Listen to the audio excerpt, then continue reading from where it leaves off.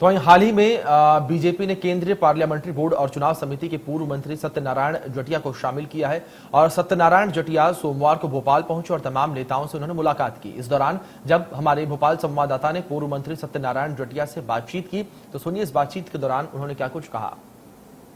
BJP की केंद्रीय चुनाव प्रबंध समिति और पार्लियामेंट्री बोर्ड के सदस्य सत्यनारायण जटिया जी हमारे साथ मौजूद हैं। सर, अभी अभी आपकी नियुक्ति हुई है, क्या लगता है सर, आदिवासी वर्ग, पिछड़ा वर्ग, तमाम वर्गों पर ध्यान दे रही है बीजेपी और अभी हमने देखा कि राष्ट्रपति पद के लिए भी आदिवासी वर्ग से कोटे से उनको राष्ट्रपति बनाया गया है और आपको भी सर बोर्ड में लिया गया है, क्या कुछ कहेंगे? वास्तव में हमारे देश का जो संविधान है वो एक संपूर्ण तरीके से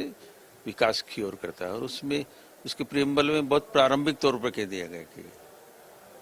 हम भारत के लोग, अब हम भारत के लोग में बाकी का वर्गीकरण करें, बाकी की बातों को करें तो वो तो सब सम्मिलित है ही है, किंतु हम जो है, ये शब्द जो है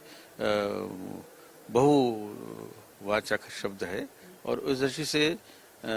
सभी प्रकार के लोगों को मिलाकर सामाजिक समरसता के सारी बातों को देखते हुए और निश्चित रूप से जहाँ प्रतिनिधित्व कम हुआ है उसको ठीक प्रकार से करने की दृष्टि से पार्टी अपना जो संतुलन बनाए रखना है संरचना में, उसको करने के लिए विविध प्रकार के उपाय करती है और यदि कोई इसको इस प्रकार से देखता है तब भी कोई गलत नहीं है, किंतु पार्टी में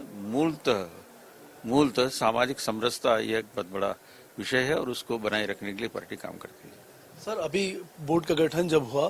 तो कई विरोधियों ने सवाल भी उठाए कि शिवराज जी को क्यों बाहर किया गया है, इससे सीएम को कई राज्यों के बाहर कर दिया गया, कुछ पुराने लोगों को दोबारा से वापस लिया गया है, कुछ नए लोगों को भी जोड़ा गया है।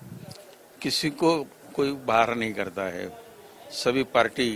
के काम के अंदर जुटे रहते हैं। जैसे किसी खेल में